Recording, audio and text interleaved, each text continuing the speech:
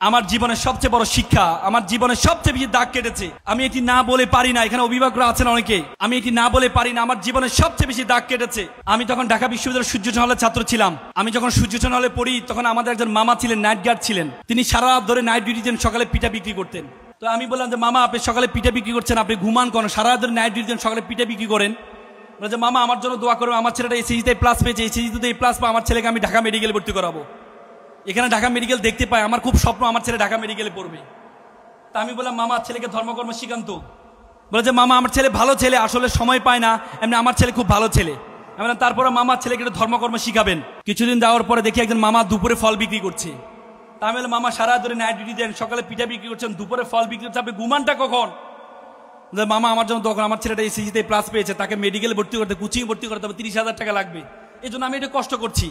আমার ছেলে মেডিকেলের ট্রান্সফার, আমি চাকরি ছেড়ে দিব, রাতে ঘুমাইতে পারি না। তো পরবর্তীতে আমি তাকে নিয়ে রেটিনা ভর্তি করাই দিলাম, ছাড়ের ব্যবস্থা করে দিলাম। কিছুদিন যাওয়ার পর মামা আমার মিষ্টি নিয়ে আসলো। কি উদ্ভেলিত, কি উদ্ভাসিত, কি আনন্দিত! সন্তানের আনন্দে মা বাবা এত আনন্দিত হতে পারে আমি কখনো দেখি নাই। কিছুদিন যাওয়ার পর একদিন আমি রাত 12টায় আমি হল থেকে বেরোচ্ছিলাম, একটু মঠ চত্বরে যাবো, একটু ব্যায়াম করব। দেখি যে মামা কান্না করছে। আমি বললাম মামা, আপনি কান্না করছেন? কথা বলে না।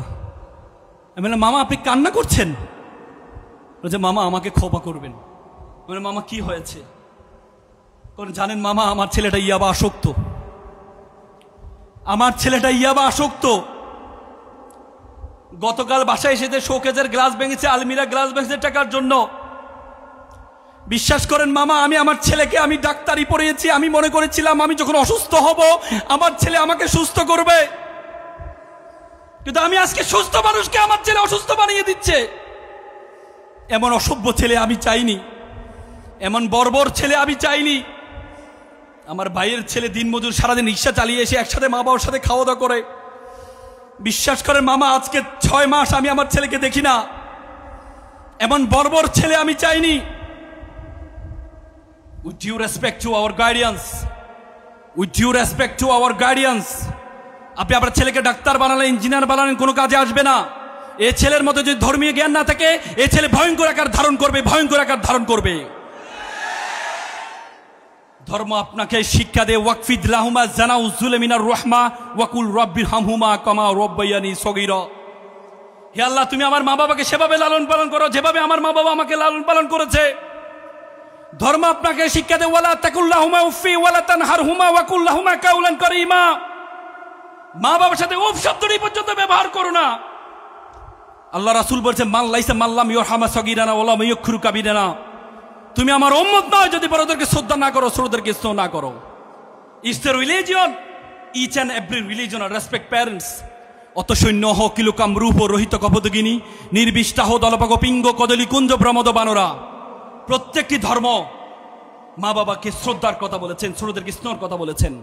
সুতরাং আপনি আপনার সন্তানকে যা কিছু শিক্ষা দিবেন, আপনি আপনার সন্তানকে ধর্ম শিক্ষা দিতে ভুলে যাবেন না।